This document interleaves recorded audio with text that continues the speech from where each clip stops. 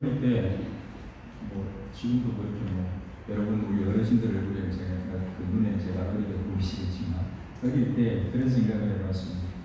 사람이 가진 기본적인 욕구로부터 좀 자유로우면 좋겠다 그런 생각을 해본 적이 있습니다. 밥 먹고 좀 살면 안 되나? 화장실 좀 안 가면 안 되나? 잠을 안 자고는 살 수가 없나? 그런데 육체를 가진 사람이 육체의 기본 욕구를 이길 수가 있습니까? 그런 사람 누가 한 명 있었습니까? 이제까지? 이 땅에 살았던 사람 중에서 그런 사람은 단 한 명도 없습니다.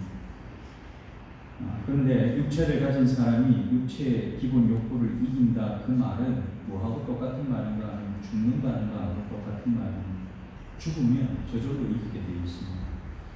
이 세상에 앉아도 되는 사람이 없고 밥 먹어도 살 수 있는 사람도 없습니다. 금식의 한계가 한 40일 정도 된다고. 40일 금식 저는 해보진 않았습니다만 일주일에 해봤는데 그것도 힘들더라고요. 40일 금식을 하다가 죽은 분들도 계십니다. 40일은 죽을 수도 있는 마지막 데드라인이 40일입니다. 또 반대로 먹고 배출을 안 하면 이건 40일도 못 되는 바로 죽습니다. 먹었으면 반드시 배출을 해야 되는 겁니다. 모든 사람이 금욕주의자가 된다는 걸 생각해 보십시오. 지구의 종말은 100년 안에 찾아올 겁니다. 그렇지 않겠습니까? 다음 세대가 안 나오는데 어떻게 인류가 이어질 수 있겠습니까? 진짜 멸망은 그런 게 있는 겁니다. 그렇다면 육체를 가진 인간에게 참 자유는 뭐냐? 먹지 않고 자지 않고 배출하지 않고 금욕적으로 사는 것이 아니라 자신의 건강과 내 상황에 맞는 적절한 섭취, 휴식, 법과 윤리의 테두리 안에서 욕구를 충족시킬 수 있는 것, 그런 것들이 이 땅을 사는 인간이 누릴 수 있는 참 자유에 속하는 것들이라는 겁니다. 제가 오늘 책을 보니까 이런 얘기가 하나 있었습니다. 지하철의 사랑의 편지라고 하는 걸 모아서 만든 책이 있는데요. 무슨 얘기냐면 한 조류학자가 깊은 산 속에서 앵무새 둥지를 하나를 발견했습니다. 아마 둥지 속에 있으니까 어른이 아니고 애겠죠. 새끼 앵무새겠죠. 그 새끼 앵무새를 그 둥지채로 가지고 와서 자기 집에 새장 안에다가 배를 넣었어요. 그리고 그 새장을 바깥에 뜰 나무에다가 달아놨습니다. 아침마다 일어나면 앵무새들이 막 이렇게 얘기해주지 않겠습니까? 한마디 하면 주인 따라가겠죠. 행복한 마음으로 달아놨습니다. 자기가 이제 매일 그 앵무새를 밥을 주는데 어느 날 보니까 웬 앵무새 한 마리, 큰 새 앵무새가 하나 날아와가지고 걔들한테 밥을 주는 거예요. 야, 저게 뭐지 하고 보는데 매일매일 그 큰 앵무새가 와서 그 새끼들에게 밥을 주는 거예요. 근데 자기가 밥 안 줘도 돼서 좋다고 생각하고 있었는데 어느 날 보니까 새끼들이 다 죽은 겁니다. 그러니까 자기는 조류학자니까 이것들이 왜 죽었나 싶어서 꺼내서 확인을 좀 해봤어요. 해보니까 이 새끼 앵무새들이 독극물에 중독이 되는 거예요. 이 조류학자가 그렇게 얘기를 합니다. 새장 속에서 갇혀 사는 자기 새끼들을 이 엄마 새는 차마 눈뜨고 볼 수 없었던 모양입니다. 그래서 차라리 그렇게 살 바에는 죽어라. 그래서 독이 든 음식물을 그 새끼들에게 날라가 주었다. 그렇게 얘기를 하더라고요. 뭐냐 하면 저는 그 어미가 잘했다는 얘기가 아니라 어미가 잘못했다는 얘기를 하고 싶습니다. 왜 그런가 하면 새장 속에 살든지 새장 밖에 살든지 그 새끼들이 생명을 가지고 사는 것은 어미새가 마음대로 취하고 주고 할 수 있는 게 아닙니다. 근데 이 어미새는 자기가 생각하는 자유의 기준을 이 새끼 새들에게 강요한 거지. 그 안에 그렇게 살 바에는 차라리 죽어라. 여러분, 구속과 광요에 의한 삶은 인간을 병들게 합니다. 하지만 새가 창공을 마음껏 날아다니는 그 본연의 모습으로 살게 된다면 그 새도 물론 자유로울 수가 있을 겁니다. 여러분, 자유롭다고 하는 그 속에는 생명이 있고 그 속에는 풍성함이 있습니다. 생명이 없는 자유는 자유가 아닌 것입니다. 그럼에도 불구하고 어미새는 자기 자신의 잣대로 새끼들의 자유를 박탈하고 유린해버렸습니다. 오늘 성경을 보니까 사도 바울은요, 율법에 얽매여 있는 인간을 보고 뭐라고 얘기하는가 하면 노예 상태에 있는 인간이라고 얘기합니다. 노예 상태. 왜냐하면 율법은 인간에게 죄를 기억나게 하고 그 죄를 눈앞에 펼쳐놓게 만들고 죄라고 하는 그 사슬을 갖다가 우리에게 얽매어 놓는 역할을 하는 것이 율법의 역할이기 때문에 율법의 얽매에 사는 인간은 노예다. 사도 바울은 그렇게 얘기합니다. 율법을 온전하게 지킬 수가 있었다고 한다면 우리는 예수님 없이도 우리 인간은 의로워지고 구원을 이룰 수 있는 존재가 됐을 겁니다. 우리가 율법 다 지키고 잘 살 수 있는데 예수님이 왜 돌아가시겠습니까? 그럴 이유가 없죠. 근데 인간이 하나님이 율법을 주신 이대로 아무리 그 율법대로 살려고 몸부림쳐도 단 한 사람도 율법을 제대로 지키고 산 사람이 없었다 하는 겁니다. 끊임없이 타락하고 끊임없이 어기고 사는 죄인, 그게 바로 우리 인간이라고 하는 존재입니다. 성경을 보지 않아도 인류 역사를 살펴보면 그게 다 증거 자료가 역사 속에 다 남아 있습니다. 그래서 하나님께서 죄인을 그 노예 상태로부터 해방 가능하도록 준비해 주신 그 통로가 바로 예수 그리스도의 십자가입니다. 사람의 힘과 능력으로는 도무지 도달할 수 없고 이룰 수 없는 구원을 하나님께서 대신해서 직접 그 죄 대가를 지불하심으로 우리 죄인들에게 선물을 주신 것입니다. 오늘 본문에 보니까 16절에서 사도 바울이 이렇게 그 사실을 얘기합니다. 16절 말씀을 같이 한번 읽겠습니다. 16절입니다. 사람이 의롭게 되는 것은 율법의 행위로 말미암음이 아니요 오직 예수 그리스도를 믿음으로 말미암는 줄 알므로 우리도 그리스도 예수를 믿나니 이는 우리가 율법의 행위로서가 아니고 그리스도를 믿음으로써 의롭다함을 얻으려 함이라. 율법의 행위로서는 의롭다함을 얻을 육체가 없느니라. 아멘. 그러니까 이야기를 계속하기 위해서 한 가지를 좀 확인을 해야 될 것이 있습니다. 뭘 확인해야 됩니까? 저와 여러분은 사람입니다. 그렇죠? 여러분 사람은 어디에 속한 존재입니까? 생물책에서 우리가 배운 것처럼 포유류로서 땅에 속한 존재가 바로 우리 사람입니다. 그렇다면 인간은 단지 동물에 불과합니다. 그런데 성경은요 그렇게 얘기하지 않습니다. 성경은 우리 사람은 하나님께서 흙으로 만든 존재라고 얘기를 했습니다. 거기서 끝났으면 동물과 별 다를 게 없습니다. 근데 그 다음 무엇을 하셨는가 하면 그 흙 속에 하나님께서 자신의 형상과 자신의 모양을 따라서 그 재료와 요소를 그 흙 속에 같이 첨가해서 우리 사람을 만들었다고 얘기를 하십니다. 그리고 창조의 마지막 과정에는 무엇을 하시느냐?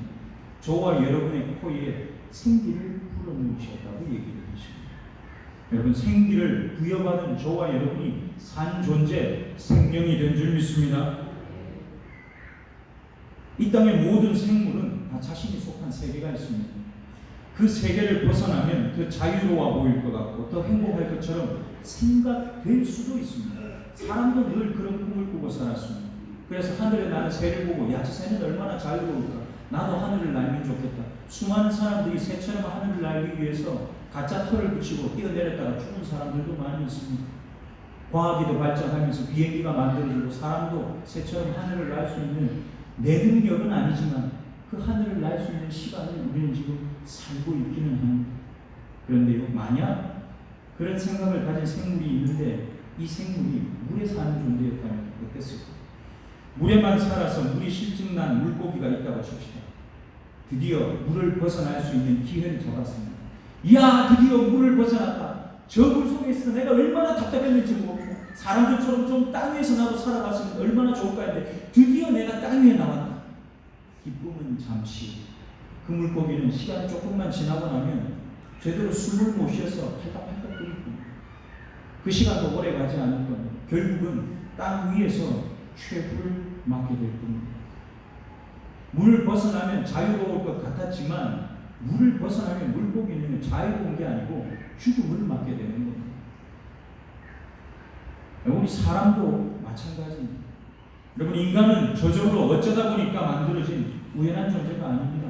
하나님께서는 자신의 모양과 형상을 따라 저와 여러분을 지으시고 생기를 불어넣으신 우리는요 꼭 있어야 하는 존재, 반드시 태어났어야만 하는 존재가 바로 저와 여러분인 줄 믿으시기 바랍니다. 하나님 안에 속했다 하는 것은 반드시 이유와 목적을 가지는 바로 그런 존재라고 하는 겁니다.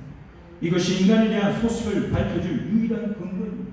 우리는 어디에 속한 존재냐? 이 땅에서 공기를 호흡하고 살아 숨쉬는 단순히 그걸로 끝나는 존재가 아니고 하나님께 속한 존재.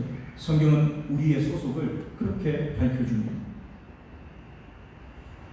인간은 흙이라는 하는 옷을 입었지만 그 속에는 우리가 정신이라고 부르는 혼이 우리 안에 들어있습니다. 그리고 그것보다 더 근원적으로 영적인 존재로서 하나님께 속한 자로서 우리는 이 땅을 살고 있는 겁니다. 문제는 인간이 범죄함으로 이 영적인 부분에 심각한 오염이 발생하게 됩니다. 여러분, 타락하고 영적인 오염 때문에 인간은 자신이 속해 있어야 할 영적인 세계에 대한 감각을 잃어버렸습니다. 심지어는 물 밖에 뛰쳐나온 물고기처럼 물 밖에 뛰쳐나와 있으면서 숨을 헐떡거리며 제대로 살지 못하고 죽어가면서도 내가 죽어간다는 사실을 인지하지를 못하는 존재로 바뀌어버렸습니다. 그래서 사도 바울은 자신이 못한 원래 속했던 세계로 돌아가려는 몸부림을 19절에서 보면 이렇게 칩니다. 19절을 한번 보시겠습니다. 오늘 본문 19절 함께 읽습니다. 내가 율법으로 말미암아 율법에 대하여 죽었나니 이는 하나님에 대하여 살려 함이라. 아멘. 우리 모두가 하나님 앞에서는 산 존재가 되시기를 축복합니다. 우리를 옥매고 있는, 우리를 얽어매고 있는 율법으로부터는 죽은 존재로 드러나기를 축복합니다. 거기에서 죽어야 하나님께서는, 하나님 앞에서는 산 존재로 드러나게 되는 겁니다. 우리는 우리가 속해 있어야 할 자유로울 수 있는 하나님의 품 안, 다른 곳이 아니라 우리가 자유를 누릴 수 있는 그 하나님의 품 안으로 뛰어드는 삶을 사시기를 축복합니다. 그 반대로 하는 건 죽겠다는 얘기입니다. 우리는 하나님 안에서 살도록 지음받았고 이 땅에서 그 나라를 꿈꾸고 누리고 전하며 살도록 지음받은 존재들입니다. 오늘 사도 바울은 예수님께서 자신에게 직접 가르쳐 주셨고 보여주셨던 이 자유의 복음을 자신의 삶으로 살아내려고 몸부림치고 전쟁하듯이 싸우며 살고 있습니다. 그런데 그 사도 바울 앞에 사건이 하나가 발생을 했습니다. 많은 사도들 중에 가장 우두머리격인 베드로, 오늘 본문에는 베드로 이름을 뭐라고 불렀습니까? 게바라고 불렀습니다. 이 게바는 베드로의 또 다른 이름입니다. 오늘 그래서 우리가 다 알고 있는 편안한 이름으로 제가 베드로라고 부르도록 하겠습니다. 이 베드로가 어떤 사건을 일으켰는데 그가 안디옥에 찾아와서 했던 어떤 행동 때문에 일어난 사건입니다. 왜 베드로가 안디옥에 왔는지는 성경이 얘기하지는 않습니다. 그런데 오늘 상황을 가만히 살펴보면 예루살렘에 있던 사도들이 안디옥에 있는 교회와 평소에도 교제를 하고 교류를 했다는 것이 언뜻 보입니다. 여러분, 함께 앉아서 포도주도 마시고 밥도 먹고 서로 얘기하고 그게 오늘 한 번 어쩌다 한 번 만났는데 그게 가능한 일입니까? 그렇지 않습니다. 그런 교류가 계속 많이 있었다는 얘기입니다. 근데 교류하는 게 뭐가 문제냐? 그 교류하는 중에 일어난 사건이 있습니다.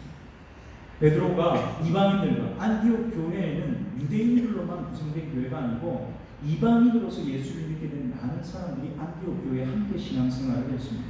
유대인으로서 예수 믿는 사람들 머릿속에는 어떤 생각이 있는가 하면, 야, 예수 믿었지만 할례를 안 받으면 그게 구원받은 인간이냐? 할례를 받아야 깨끗하고 정한 거 아니냐? 할례 안 받은 그 이방인들은 부정해. 그 사람들하고 교제하는 건 그건 율법을 어기는 거예요. 절대로 그렇게 신앙생활을 하면 안 돼 라고 하는 생각이 이 유대인으로서 예수 믿는 사람들 마음에는 가득했습니다. 근데 베드로는 믿음으로만 구원받는다 하는 것을 알고 있는 사람이었습니다. 그래서 베드로는 안디옥 교회에 왔을 때에 할례받지 않은 이방인들과 함께 교제하는 것을 꺼리지 않았습니다. 같이 밥 먹고 교제하고 그들에게 복음을 전하고, 야, 제 예수 믿기를 잘했다. 아마 격려하고 그렇게 신앙생활을 했을 겁니다. 그런데 어떤 문제가 생깁니까? 예루살렘에서 야고보는 예루살렘 공회의 회장이라고 보시면 됩니다. 그 회장이 파견한 사람들이 안디옥 교회에 찾아옵니다. 왜 파견했겠습니까? 야, 안디옥 교회가 율법을 따라서 잘 신앙생활 하는지 좀 조사해봐라. 그렇게 보낸 거예요. 베드로가 그 소식을, 그 사람들이 도달했다는 소식을 듣자마자 깜짝 놀라서 그 자리를 박차고 도망을 가버립니다. 무슨 말입니까? 베드로는 믿음으로 구원받는다는 걸 확신하고 살았던 사람임에도 불구하고 자기의 믿음대로 행동하지 못하고 율법을 주장하는 다른 사람들의 주장에 얽매여서 자기도 그에 따라서 행동을 하게 된 겁니다. 그래서 사도 바울이 베드로를 책망을 했습니다. 야, 너는 유대인이면서 왜 이방인들처럼 똑같이 살면서 마치 이방인들은 유대인이 되지 않으면 안 될 것처럼 그 율법을 얘기하는 사람들과 똑같은 주장을 하는 행동을 너는 하는 거냐?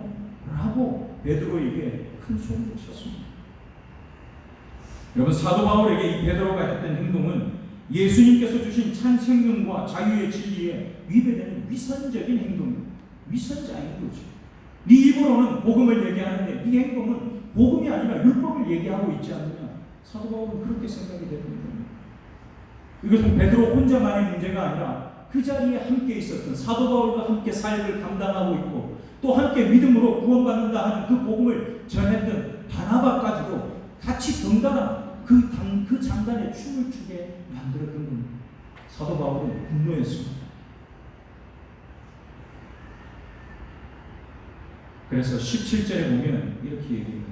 17절 한 번 더 다시 보겠습니다. 사도 바울이 베드로에게 했던 얘기 중에 17절 함께 읽습니다. 만일 우리가 그리스도 안에서 의롭게 되려 하다가 죄인으로 드러나면 그리스도께서 죄를 짓게 하는 자는 결코 그럴 수 없느니라. 아멘. 잘 보십시오. 이 문장은 이렇게 해석이 되는 겁니다. 만일 우리가 그리스도 안에서 의롭게 되려 하다가, 이 말은 무슨 말입니까? 그리스도 안에서 의롭게 되는 방법은 무엇밖에 없다고 했습니까? 무엇밖에 없습니까? 믿음밖에 없습니다. 예수 그리스도를 믿는 것. 그럼 나는 예수 그리스도를 믿음으로 의롭게 되고 그분 때문에 구원받은 백성이다. 그 사실을 내 삶에서 증명하고 증거하고 나타내고 살기 위해서 살았는데 율법을 주장하는 사람들이 와서 보니까 그 사람들은 의인입니까? 죄인입니까? 죄인입니다. 내가 그리스도를 믿는 그 믿음으로 살아서 그 사람들 눈에 죄인으로 드러났다면, 그러면 내가 그 사람들 눈에 죄인으로 드러난 것 때문에 예수님께서 나를 죄짓게 하신 것입니다. 예수님이 죄인이 되는 거냐? 바로 베드로, 이 사도 바울이 그렇게 얘기를 하는 겁니다. 여러분, 우리가 믿음으로 산 것 때문에 예수 그리스도도 저와 여러분도 절대로 죄인이 되지 않을 줄 믿습니다. 죄인이 아니라 우리는 그 믿음 때문에 구원받은 백성으로 이 땅을 살게 될 줄 믿습니다. 그렇게 돼서는 안 된다. 그건 헛소리다. 사도 바울이 그렇게 헛소리를 높여서 얘기를 하는 겁니다. 만약에 내가 받았던 그 복음을 여러분들에게 전했고 그 복음대로 교회를 세웠는데 내가 그 복음을 허문다고 한다면 내가 죄 짓는 것이 아니냐, 내가 죄인이 되는 것이 아니냐. 사도 바울은 그렇게 얘기를 합니다. 여러분과 제가 하나님께 속한 자로 그 자유를 누리게 되시기를 축복합니다. 오늘 본문 20절에서 그래서 사도 바울은 이렇게 얘기를 합니다. 20절 말씀을 다시 한번 큰 소리로 같이 읽습니다. 내가 그리스도와 함께 십자가에 못 박혔나니 그런즉 이제는 내가 사는 것이 아니요 오직 내 안에 그리스도께서 사시는 것이라. 이제 내가 육체 가운데 사는 것은 나를 사랑하사 나를 위하여 자기 자신을 버리신 하나님의 아들을 믿는 믿음 안에서 사는 것이라. 아멘. 그리스도와 함께 저와 여러분의 죄와 우리의 욕심이 십자가에 못 박혀지는 복을 누리시기를 축복합니다. 여러분, 그 사실을 믿고 사는 사람 안에 그리스도께서 함께 사시고 있다. 그렇게 얘기를 합니다. 우리가 비록 육체의 한계에 갇혀서 살고 있지만 지금 우리가 사는 삶은 우리를 위해서 대신 죽이신 예수 그리스도를 믿는 그 믿음의 삶, 참 생명과 자유의 삶인 줄 믿습니다. 할렐루야. 사랑하는 성초교회 성도 여러분, 다시 첫 번째 질문으로 돌아갑니다. 여러분은 언제 자유롭다고 생각하십니까? 아니면 여러분은 어떤 자유를 원하십니까? 혹시 내가 하고 싶은 말 마음대로 할 수 있을 때, 내가 먹고 싶은 것 내 마음대로 먹을 수 있을 때, 자고 싶을 때 내 마음도 코가 삐뚤어지게 잠을 잘 때, 내가 뭔가 하고 싶을 때 내 욕구를 내가 원하는 만큼 한도 끝도 없이 충족시킬 수 있을 때, 여러분 그럴 때 자유하다고, 그런 자유를 여전히 혹시 원하십니까? 오늘 성경은 얘기하는 그건 자유가 아니야. 그건 방종이고 그건 욕심이고 그건 노예 상태입니다. 다른 누군가에 의해서 지적받고 산악간의 판단을 내 대신 누가 해주기를 바라십니까? 스스로가 율법의 노예로 살겠다고 주장하는 무서운 꼴이 바로 그 꼴입니다. 하나님께서 주시는 말씀에 여러분에게 주신 자유를 사용해서 기쁨으로 반응하시기를 축복합니다. 저와 여러분은 예수 그리스도 안에서 이미 자유를 얻은 사람들입니다. 주님이 여러분과 제게 무엇을 얘기하셨는지 기억하고 사시기를 축복합니다. 여러분, 그것을 기억하고 거기에 반응하고 살 때 우리는 자유인인 것을 확인할 수 있는 겁니다. 사람마다 수준이 달라서 내 성에 안 찰 수 있습니다. 내 성에 차는 사람이 도대체 몇 명이나 되겠습니까? 여러분이 제가 성에 안 찰 수 있지만 저도 여러분이 성에 안 차. 여러분도 서로를 한번 보십시오. 성에 차는 사람 누가 있는가? 옆에 사람 얼굴 한번 쳐다보세요. 여러분 성에 확 차는가? 성에 차지 않습니다. 누가 성에 차겠습니까? 여러분, 그럴 때 기억하십시오. 성에 안 차는 나를 예수 그리스도께서 어떻게 대접해 주셨는지. 만약에 성에 안 찬다고 우리를 갖다 버리셨으면 이 자리에 있을 사람이 단 한 사람도 없습니다. 그래서 사도 바울이 마지막 21절에서 이렇게 얘기합니다. 21절 한 번 더 같이 보겠습니다. 내가 하나님의 은혜를 패하지 아니하노니 만일 의롭게 되는 것이 율법으로 말미암으니 그리스도께서 헛되이 죽으셨느니라. 아멘. 하나님의 은혜를 기억하고 산다고 하는 것은 그리스도의 죽음이 어떤 의미인지를 아는 겁니다. 우리는 그의 죽음을 헛되게 만드는 사람들이 아니라 그의 죽음을 통해서 그리스도의 사람으로 태어나고 살아가는 참 자유를 갈망하는 존재들인 줄 믿습니다. 우리가 누리는 이 자유를 여러분, 이 세상이고 생초에 예수 안 믿는 사람들이 보고 눈을 씻고 깜짝 놀라고 입을 크게 벌리고 우리를 바라보게 되고 우리의 삶에 동참하게 되는 진짜 자유를 누리는 저와 여러분들이 되시기를 축복합니다. 기도하겠습니다. 사랑의 하나님, 감사합니다. 하나님, 우리